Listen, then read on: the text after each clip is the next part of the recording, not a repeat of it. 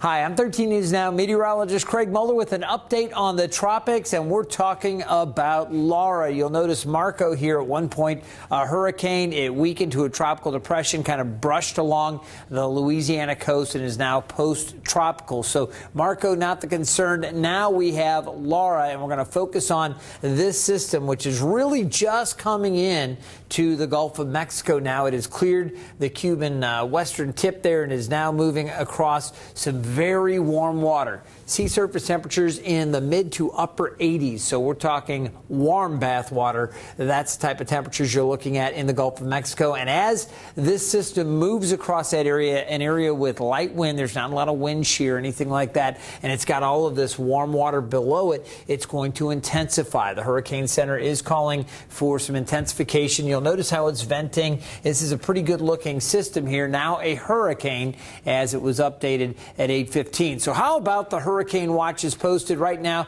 from Galveston? And you can see that part of Texas all the way through the central part of the Louisiana coast. For New Orleans and areas right there at the mouth of the Mississippi, the Delta, right now they're in a little bit better shape, but tropical storm watches do extend all the way along the Louisiana Gulf Coast. So we're going to continue to watch the most likely landfall somewhere between Galveston and, say, the state line between Texas and Louisiana, and that may shift a little bit to the west, maybe back to the east, but a lot of the models, as you will see, kind of bringing it in a little closer to Galveston and Houston.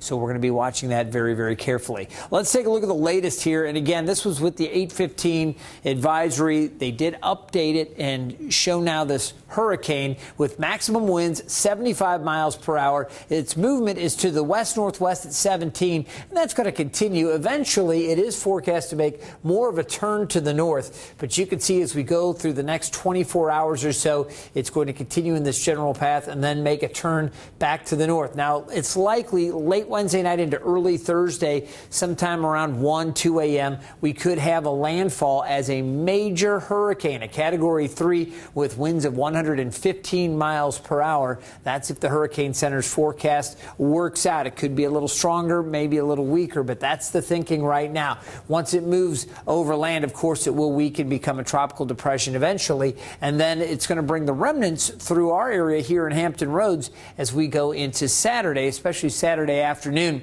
You'll notice at 2 a.m. Sunday, as the system pulls off, it may become kind of a hybrid storm exiting back out over the water there. It could strengthen a little bit, impacting the northeast up around Connecticut and maybe Long Island. So we'll be watching for that. Again, for Hampton Roads, looks like some rain potentially, some showers and a few scattered storms on Saturday. Want to take a little closer look, though, at the models, and I've plotted our spaghetti plot here so you can see all the different models kind of handling this. Again, a Category 2 system forecast to strengthen to a Category 3 before making that landfall. And I just wanted to show you all the different models kind of packing. I mentioned the official track right here, but I will say a lot of the models kind of pushing it a little farther to the west, a little closer to Galveston, and perhaps impacting Houston. So we'll need to watch that. Very good consensus here across Arkansas, and then pushing back up through Arkansas and eventually into southeast Missouri before turning off to the east. You notice one outlier there a little farther to the west, but again, the thinking is it is going to follow that official forecast track pretty closely. Of course, this can change, and we will work to keep you updated. Just to give you one more look here, I've got the European model, the Euro, here in red, and the GFS model here in yellow to show you the two models side by side as we get into that landfall. Look at how far west the Euro is, bringing it pretty close to Galveston. So this would bring it into the Texas coastline. The GFS kind of more similar to what the Hurricane Center has, closer to that state line between Louisiana and Texas. So just wanted to share those with you. Of course, we'll be watching, and beyond Laura, you know, we've got a lot more of the hurricane season left. So we're going to continue to monitor all of this and those tropical storm force winds likely along the Texas coast and into southern Louisiana. Lots to keep you updated on. Keep checking back for more updates over the coming 24 to 36 hours.